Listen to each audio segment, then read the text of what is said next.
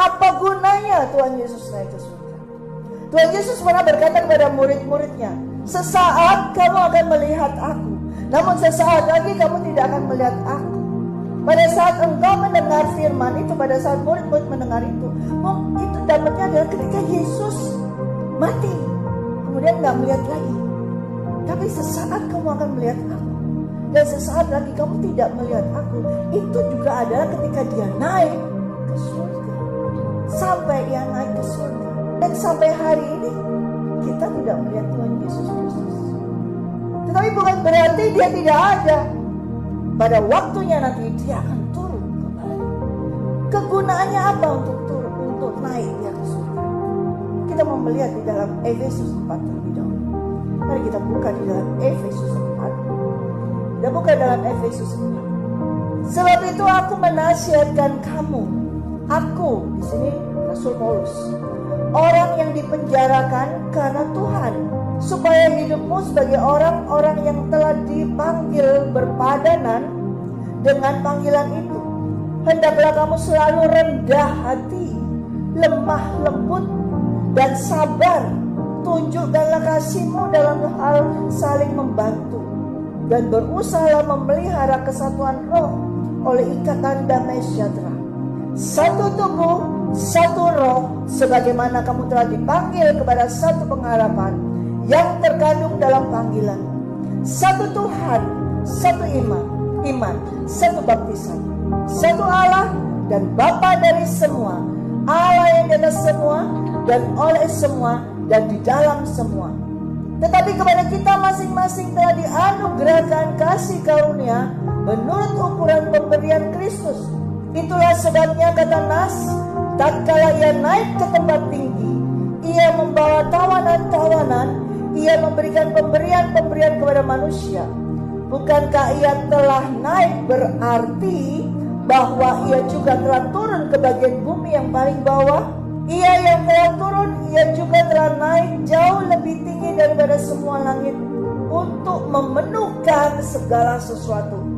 Dan dialah yang memberikan baik rasul-rasul maupun nabi-nabi, baik pemberita-pemberita Injil maupun gembala-gembala dan pengajar-pengajar, untuk memperlengkapi orang-orang kudus bagi pekerjaan pelayanan, bagi pembangunan tubuh Kristus, sampai kita semua telah mencapai kesatuan iman dan pengetahuan yang benar tentang anak Allah, kedewasaan penuh dan tingkat pertumbuhan yang sesuai dengan kepenuhan Kristus, sehingga kita bukan lagi anak-anak yang diombang-ambingkan oleh rupa-rupa angin pengajaran, oleh permainan palsu manusia dalam kelicikan mereka yang menyesatkan. Tetapi dengan teguh berpegang pada kebenaran di dalam kasih kita, bertumbuh di dalam segala hal ke arah Dia, Kristus yang adalah kepala, dan daripadanya lah seluruh tubuh yang rapi tersusun dan diikat menjadi satu oleh pelayanan semua bagiannya, sesuai dengan kadar pekerjaan tiap-tiap anggota, menerima pertumbuhannya dan membangun dirinya dalam kasih. Amin. Sekarang kita tahu untuk apa Yesus naik ke surga. Supaya terbangun mempelainya, supaya terbangun adalah tubuhnya yang terpecah belah semuanya itu, supaya menjadi utuh, penuh bukan dipenuhi orang. Tubuhnya yang kudus itu bukan gedung gereja yang dipenuhi, dipadati orang, tapi tubuh Kristus, gereja Tuhan itu adalah tubuhnya itu sendiri yang utuh, dipenuhi oleh semua karakter Kristus, iman dalam Kristus, rohnya. Dikatakan satu baptisan, satu roh, satu iman.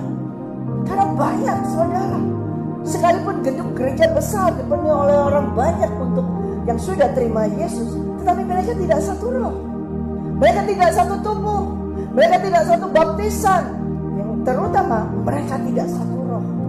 Satu gedung gereja tetapi tidak satu roh. Artinya ketika mereka datang, mereka punya motivasinya banyak. Banyak yang datang hanya untuk sekedar untuk mencari muka, yang datang ke gereja hanya sekedar untuk mencari relasi, yang datang ke gereja hanya sekedar untuk mencari jodoh, yang datang ke gereja untuk mencari supaya banyak orang bisa dia tawarin bisnis. Itu banyak sekali motivasinya. Jadi seluruh gereja yang besar yang diisi orang banyak belum tentu satu roh. Banyak motivasinya mereka datang ke gereja. Nah, itu tidak bisa dikatakan kepenuhan Kristus. Makanya dia harus naik ke surga. Apalagi kalau misalnya Kristus Yesus tidak naik ke surga. Bayangkan saudara, kalau Yesus Kristus tidak naik ke surga dan dia ada di suatu tempat di mana saja, katakan misalnya contoh di Israel, di satu kota Israel, kemudian tersebar berita, oh di sana Nabi, di sana juru selamat Tuhan Yesus Kristus, Tuhan kita tuh ada di sini. Wah, kita berdoanya sembah di situ saja, pasti semua akan datang ke situ, betul? Ya kan? Semua akan datang ke sana. Kemudian menyembah, kemudian membawa segala sesuatu, dan dengan berbagai motif mereka datang. Ada yang sakit, semuanya datang untuk dijamah, disembuhkan, semua pasti. Sekarang aja yang kalau ada KKR, semua datang semua untuk minta kesembuhan, mencari kesembuhan saja. Padahal bukan Tuhan Yesus. Coba bayangkan kalau Yesus Kristus tinggal di suatu kota, di Galilea, di Kapernaum, di Nazaret kah, di Bethlehem kah, atau di Yerusalem. Kemudian dia traveling kayak pendeta-pendeta KKR semua ini ke Indonesia, ke Jakarta, ke Surabaya. Pasti saudara akan datang ke sana. Betul? Kejar ke sana. Saudara kejar ke sana. Saudara bela-belain ke sana. Betul kan? Susah kan? Susah. Duit dari mana? Kalau kau udah punya uang. Wah, kita gak bisa ketemu Tuhan Yesus. Tuhan Yesus ada di, walaupun sudah sampai di Indonesia, tapi saya gak bisa datang ke Jakarta. Wow, biayanya banyak besar. Gak bisa. Hanya yang berduit saja yang bisa datang menemui Yesus Kristus. Dengan ketika Yesus tidak naik ke surga, kalau dia ada di dunia, yang bisa menemui dia hanya orang yang punya uang. Karena transportnya mahal, gak bisa ketemu di mana-mana. Dan Tuhan Yesus tahu bukan orang-orang yang berduit yang dia cari. Dia tidak mau dipenuhi tubuhnya dengan orang-orang yang punya duit saja, tapi dia mau dipenuhi tubuhnya dengan orang-orang yang rohnya sama dengan dia, yang memiliki iman yang sama yang dengan dia, dan memiliki karakter yang sama dengan dia. Oleh karena itu dia tahu, kalau dia, Bapak ini tahu, kalau anaknya ini tidak dipanggil pulang untuk naik ke surga, ditetapkan di situ, dinasaratkan di mana-mana, pasti semua orang akan datang. Dan kalau semua orang akan datang, itu tidak menjadikan kehendak Bapa itu terlaksana.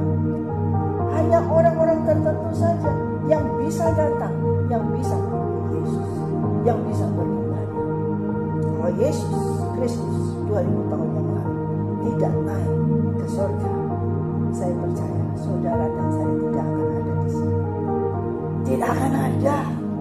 Kita cuma diangan-angan, oh di sana ya, di sana jauh sekali. Bagaimana? Tetapi karena Yesus Kristus angkat naik ke surga oleh Bapa, dan setelah itu dia katakan, kamu akan jadi saksiku kalau kamu menerima apa? Kuasa, kemampuan ilahi, blessing bukan hanya uang, tetapi anointing, yaitu Roh Kudus yang dicurahkan, yang diturunkan.